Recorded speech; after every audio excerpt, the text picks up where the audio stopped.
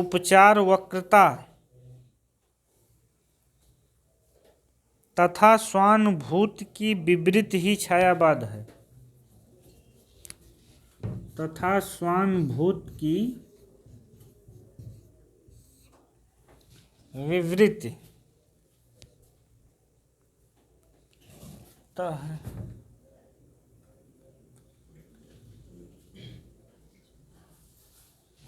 विवृत ही छायावाद है। इसमें जितने ये वाले शब्द हैं इनको सबको अंडरलाइन कर लीजिए। ध्वन्यात्मकता, लाक्षणिकता, सौंदर्य में प्रतीक विधान, उपचार वक्रता और स्वानुभूति।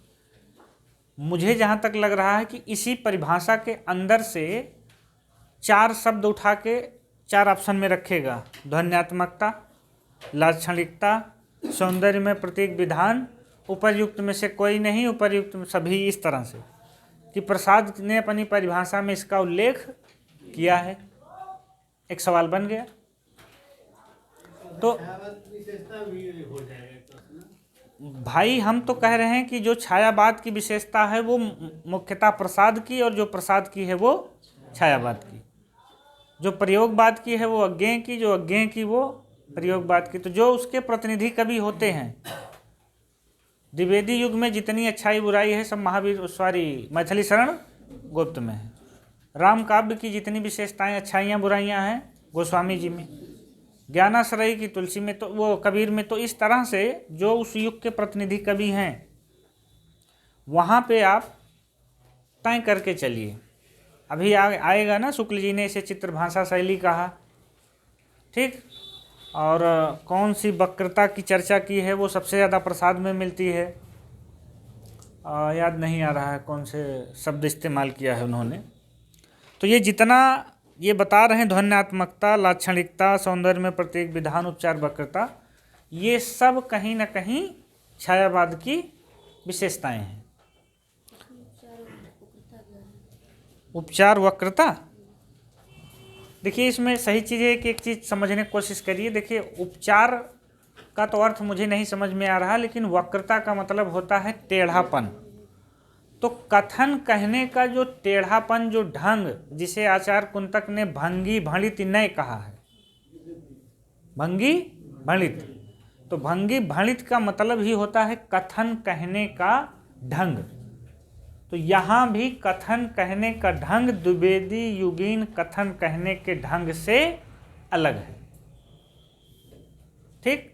ध्वन्यात्मकता का मतलब यहाँ पे आप इसको ऐसे समझ सकते हैं कि अभिधा के स्थान पर लक्षणा और व्यंजना को महत्व दिया गया है। दूसरा है लाक्षणिकता। बात यहाँ ज़्यादातर किस में कही जाएगी? लक्षणा में। सौंदर्यमय प्रतीक विधान, जो द्विवेदी युगीन नैतिकता का चश्मा था जिसमें सौंदर्य अश्लील नजर आता था, वो बात इन लोगों को मान्य नहीं है। ये लोग अपने जो प्रतीक विधान करेंगे प्रतीकों का, वो अधिकतर सौंदर्य के क्षेत्र से चुनकर लाए हैं। उपचार वक्रता, कथन कहने में कुछ अलग है। और स्वानुभूति की विवृत, विवृत का मतलब क्या होता है रामानंद?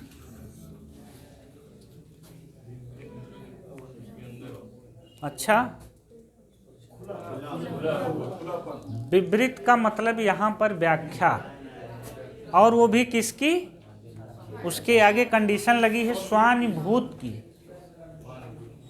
स्वानुभूत की विवृति मतलब जो उन्होंने स्वयं अनुभव किया है उसी को अपने कविता में व्याख्या कर रहे हैं, लिख रहे हैं, प्रकट कर रहे हैं, खोल के दिखा रहे हैं, ठीक। इसी चीज़ को यहाँ स्वानुभूति की विवृत कहते हैं। और अज्ञेय इसे कविता में ढाल के कहते हैं, जितना तुम्हारा सच है उतना ही कहो, मौन भी अभिव्यंजना है। तो यही बात प्रसाद यहाँ स्वानुभूति की विवृत कहते हैं, और वहाँ वो ले जाके खुले में कह देते हैं, ठीक, कि जितना तुम्हारा सच है उतना ही कहो। और वैसे भी आप ये जान लीजिए कि चरम सुख और चरम दुख दोनों में भाषा हमारा साथ नहीं देती। जब आप बहुत खुश हों तब भी नहीं बोल पाते, और जब बहुत दुखी हों तब भी बोल नहीं पाते। वहाँ मौन ही अभिव्यंजना है। व्यवहार में इस्तेमाल करके देखिए कि जब आप बहुत खुश हों तो आवाज़ नहीं निकल सकती, और किसी के सामने ऐसी अप्रत्याशित दुर्घटना हो जाए तो आदमी केवल हक्का बक्का रह जाता है, वो ना बोल पाता है ना कुछ कर पाता है। तो चरम अनुभूतियाँ जो होती हैं वो भाषा में व्यक्त नहीं हो सकती।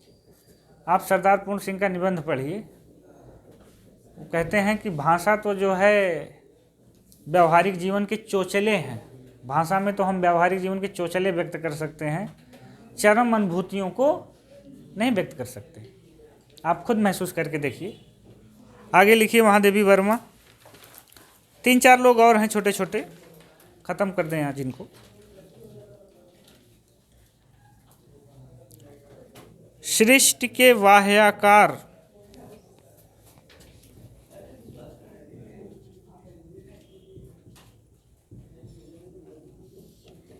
वाह्याकार का मतलब बाह्य आकार। सृष्टि के वाह्याकार पर इतना अधिक लिखा जा चुका है कि सृष्टि के वाह्याकार पर इतना अधिक लिखा जा चुका है कि मनुष्य का हृदय अपनी अभिव्यक्ति के लिए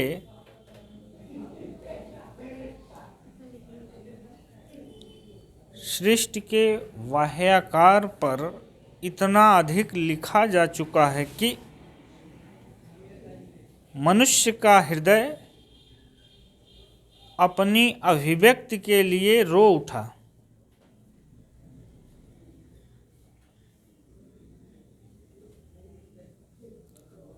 स्वच्छंद छंद में चित्रित स्वच्छंद छंद में चित्रित उन मानव अनुभूतियों की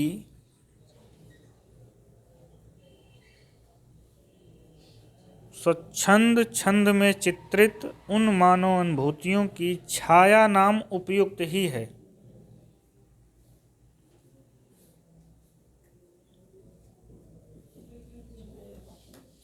छाया नाम उपयुक्त ही है। एक कथन इनका और है, पूछा जाता है, अलग से लिख लीजिए, महादेवी का ही है। छायावाद तत्वतः प्रकृति के बीच छायावाद तत्वतः प्रकृति के बीच जीवन का उद्गीत है। छायावाद तत्वतः प्रकृति के बीच जीवन का उद्गीत है, डॉट डॉट डॉट करके आगे, उसका मूल दर्शन सर्वात्मवाद है।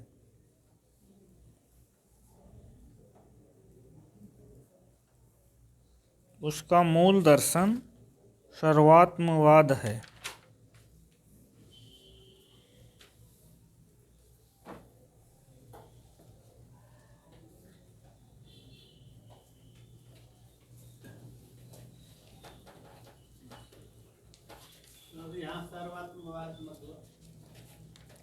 सर्वात्मवाद का मतलब यहाँ पे वही उनका जो बौद्ध दर्शन का दुखवाद था।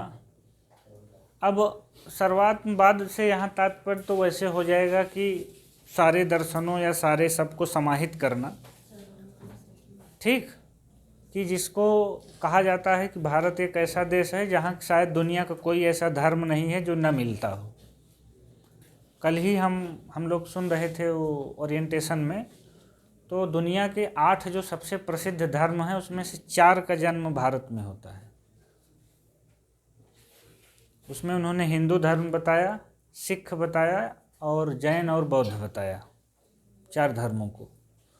तो यहाँ सर्वात्मवाद का मतलब या तो दर्शन या उपनिषद का वो सर्वात्मवाद है जिसमें आत्मा को परमात्मा का अंश माना जाता है सभी में, ठीक, और या तो इस अर्थ में देखेंगे तो यहाँ पे एक ऐसा देश है जहाँ पे जो भी आया वो अपना बना लिया गया या बन गया, ठीक। आगे लिखिए, डॉक्टर देवराज का एक कथन और है, वहाँ नहीं लिखे, यहाँ अलग से लिखे हमने, अच्छा कथन है। लिखिए, वस्तुतः आधुनिक हिंदी काव्य को,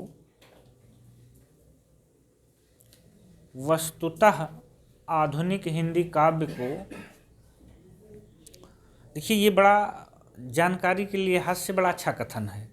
वस्तुतः आधुनिक हिंदी काव्य को सुंदर शब्दकोश, अब देखिए छायावाद ने दिया क्या क्या है। वस्तुतः आधुनिक हिंदी काव्य को सुंदर शब्दकोश, कामा कोमल मधुर अनुभूतियाँ, सुंदर शब्दकोश, कामा लगा के कोमल मधुर अनुभूतियाँ छायावाद की ऐतिहासिक देन है। छायावाद की मतलब कि खड़ी बोली में अगर कोमल मधुर अनुभूतियाँ आईं और सुंदर शब्द कोश आया तो इसका बहुत कुछ योगदान छायावाद को है।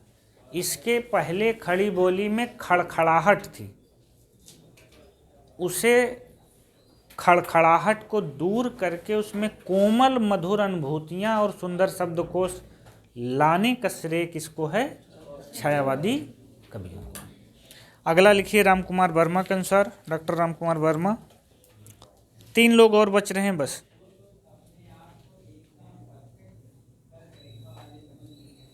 इनकी यूनिवर्सल परिभाषा है, जब आत्मा की छाया परमात्मा में पड़ने लगे, जब आत्मा की छाया परमात्मा में पड़ने लगे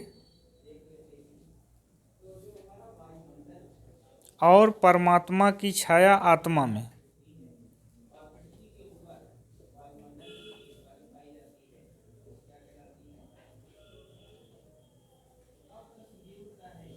तभी छायावाद की सृष्टि होती है।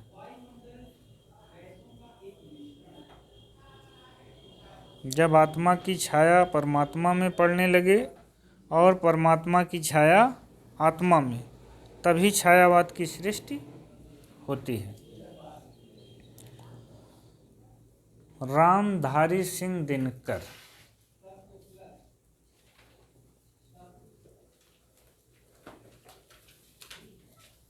रामधारी सिंह दिनकर। छायावाद व्यक्तिगत सुख दुख का रोदन है। छायावाद व्यक्तिगत सुख दुख का रोदन है।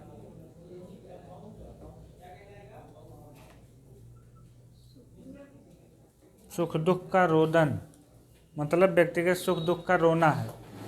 अब यही है कि इलाचंद जोशी के अनुसार आपने लिखा था कि काम कुंठाओं की अभिव्यक्ति है, इनके लिए छायावाद व्यक्तिगत सुख दुख का रोदन है। अगला लिखिए, अभी आर्यस चतुर्वेदी के अनुसार छायावाद शक्ति और मंगल का काव्य है।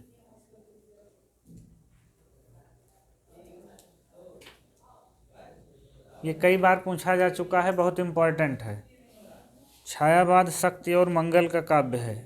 जब ये शक्ति कहते हैं तो राम की शक्ति पूजा, और जब मंगल कहते हैं तो कामायनी। छायावाद शक्ति और मंगल का काव्य है, ये बहुत पूछा जाता है। इसमें ये भी ध्यान रखिए कि आपसे पूछ ही लें कि ये शक्ति और मंगल है क्या, तो शक्ति पे 2 लाइनें उनकी बड़ी अच्छी हैं, राम की शक्ति पूजा की, और हर व्यक्ति पे लागू होती हैं। शक्ति की करो मौलिक कल्पना, करो पूजन, छोड़ दो समर जब तक ना हो सिद्धि, हे रघुनंदन। तो शक्ति की कल्पना राम के लिए ही नहीं कही जा रही है, ये ध्यान रखिए। ये हर व्यक्ति के लिए कही जा रही है कि तुम्हें तुम्हारा लक्ष्य देने वाली कोई भी शक्ति बाहर से नहीं आएगी।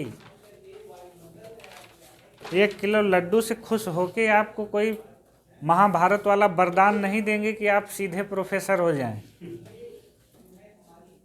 उसके लिए निराला की यही पंक्ति रटो कि शक्ति की करो मौलिक कल्पना, वो तुम्हारे अंदर ही बैठी है, और करो पूजन, छोड़ दो समर, जब तक सिद्धि ना हो हे रघुनंदन। और उसकी अंतिम लाइन है विजयनी मानवता हो जाए, वो आगे वाली लाइन नहीं याद आ रही है। तो जो ये शक्ति और मंगल की बात कर रहे हैं, वो शक्ति के विद्युत कण जो व्यस्त विकल बिखरे हैं हो निरुपाय विजयनी। कुल मिला के आपको ये जानना है कि वहाँ भी और यहाँ भी ये दोनों जो रचनाएं हैं वो एक राम की शक्ति पूजा और दूसरी कामायनी, इन्हीं दोनों को वो आधार बना के इसको उन्होंने नाम दिया शक्ति और मंगल का काव्य।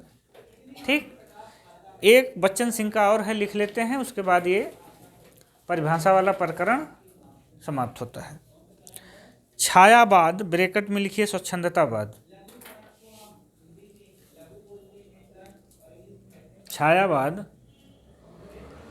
तीन तो कलम लेके बैठे हो। छायावाद ब्रैकेट में स्वच्छंदतावाद आधुनिक काल का स्वर्णकाल है।